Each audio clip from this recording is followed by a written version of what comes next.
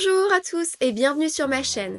Je suis Sophie, coach de vie certifiée et je suis ravie de vous accueillir aujourd'hui. Mon objectif est ici de vous accompagner sur votre chemin de vie en vous offrant des pistes de réflexion pour vous aider à avancer plus sereinement et avec clarté. Si vous souhaitez aller plus loin, vous pouvez prendre rendez-vous pour une consultation privée directement sur mon site internet mindfulcoaching.io. Le lien sera dans la description. N'oubliez pas de me suivre également sur Instagram pour des conseils au quotidien. Sans plus attendre, rentrons dans le vif du sujet. Aujourd'hui, on va parler d'un sujet qui nous concerne tous d'une manière ou d'une autre, les rencontres amoureuses. Comment trouver l'amour, comment éviter les mauvaises surprises et surtout, comment faire des rencontres qui sont réellement fructueuses, c'est-à-dire qui ont du potentiel de devenir des relations durables et épanouissantes.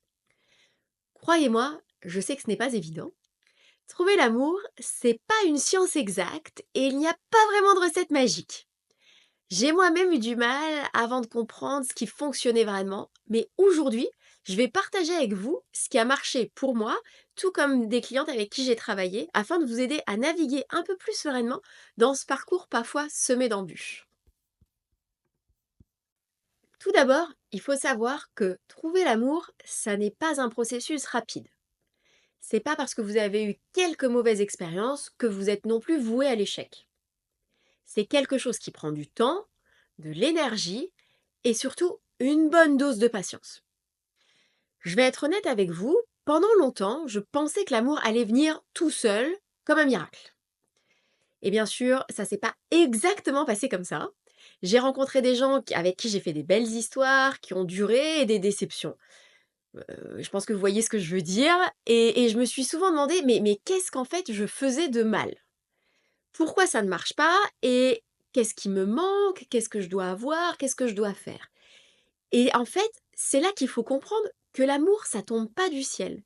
Il faut savoir comment le chercher et surtout comment se préparer à l'accueillir.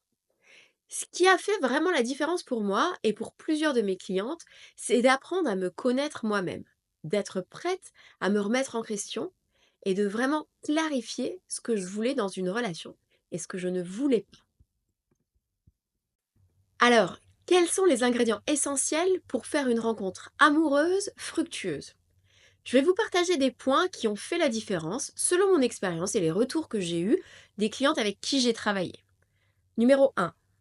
Savoir ce que l'on veut vraiment. La première étape est probablement la plus importante, c'est de savoir ce que vous recherchez vraiment. Quand vous savez ce que vous voulez, vous êtes plus à même à le reconnaître et à l'identifier. Ne vous contentez pas de dire je veux une personne qui me fasse me sentir bien. C'est trop flou. Il faut vraiment être précis dans ce thème-là.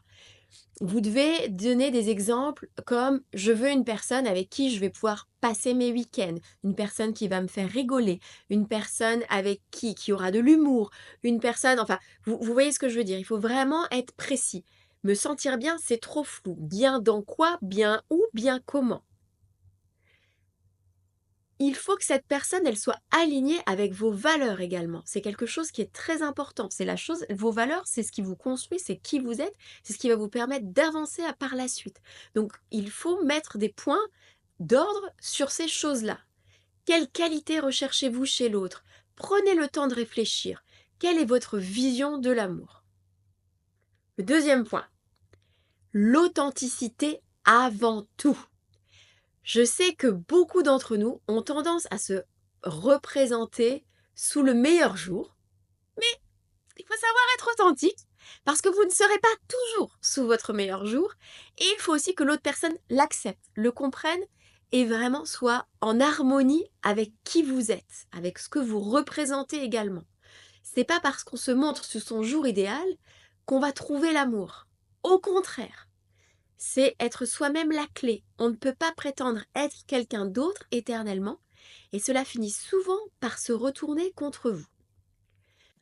Numéro 3. Apprendre à se connaître et à guérir avant de rencontrer l'autre. Avant d'attendre que quelqu'un vienne vous sauver ou vous compléter, il faut être complet en soi-même. J'ai vécu cette période et j'ai dû me retrouver avant de pouvoir envisager une relation saine. Et je suis pas la seule, j'ai eu des clientes également qui ont dû faire ce travail pour pouvoir rencontrer quelqu'un par la suite de compatible. Pour ma part, ça a été un moment essentiel d'introspection où j'ai réellement mis des mots sur ce que je voulais dans ma vie sentimentale. Et avec du recul, je pense que sans cette étape, je ne serais pas arrivée à trouver l'amour. Partie 4. La patience et la persévérance. Et puis, il y a la patience. Oui, c'est un mot qu'on n'aime pas vraiment entendre, la patience, mais il est vraiment essentiel. Dans notre société, on veut tout de suite. Mais l'amour, ça ne se commande pas. Et ne soyez pas trop pressés, ne vous précipitez pas dans une relation juste pour éviter la solitude. Je suis certaine que ces mots résonneront chez vous. Parfois, c'est difficile d'être seul, et je le conçois très bien. Mais il faut ce moment-là pour se préparer à une relation qui va durer, plutôt que de se jeter dans les bras de votre première rencontre et qu'au final, ça ne passe pas. Les erreurs à éviter. Bien sûr qu'il y a aussi des erreurs qu'il faut absolument éviter. Et j'en parle en connaissance de cause parce que j'ai fait le test. Alors, chercher à combler un vide. L'erreur est la plus fréquente, c'est de chercher à combler un vide en soi avec une autre personne. L'amour ne doit pas être un pansement pour une douleur ou un manque personnel. Vous ne pouvez pas attendre que de l'autre de vous compléter ou fasse de vous une personne meilleure. Il faut d'abord que vous soyez cette personne vous-même. 2. Ignorez les signaux d'alerte. Ne fermez pas les yeux sur les signaux d'alerte. Parfois, quand on est épris de quelqu'un, on a tendance à ignorer ces petites choses qui ne vont pas bien, en se disant «Ah, c'est nouveau, ça passera». Mais croyez-moi, ces petits signaux sont souvent des indicateurs qu'il y a un gros problème sous-jacent. Faites attention à ce que vous ressentez et ne minimisez pas vos doutes. Quand il y a un doute, c'est qu'il y a quelque chose qui vous dérange. Il faut que vous alliez il faut vraiment que vous creusiez cette chose qui vous dérange. Si vous avez des doutes sur les signaux d'alerte, dites-vous qu'il y a de fortes chances qu'ils ne disparaissent pas avec le temps. Et enfin, se précipiter dans la relation. Évitez de précipiter les choses. L'amour prend du temps et comme je l'ai dit au-dessus, il faut de la patience. Ne vous mettez pas la pression pour aller trop vite. La meilleure chose que vous puissiez faire, c'est de profiter pleinement du moment présent, de la relation que vous venez de construire. En résumé, les rencontres amoureuses, fructueuses, sont rarement le fruit du hasard. Elles demandent du travail sur soi, de la patience et une vision claire de ce que l'on veut.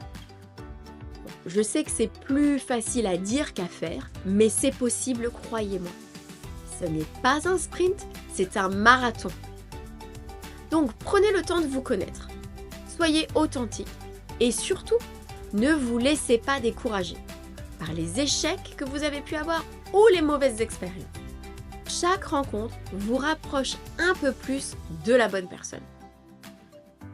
Si vous avez aimé cette vidéo, n'hésitez pas à la liker, à vous abonner si ce n'est pas déjà fait et à partager vos propres expériences en commentaire. Je serai ravie de lire vos retours et de vous aider encore plus dans votre parcours amoureux.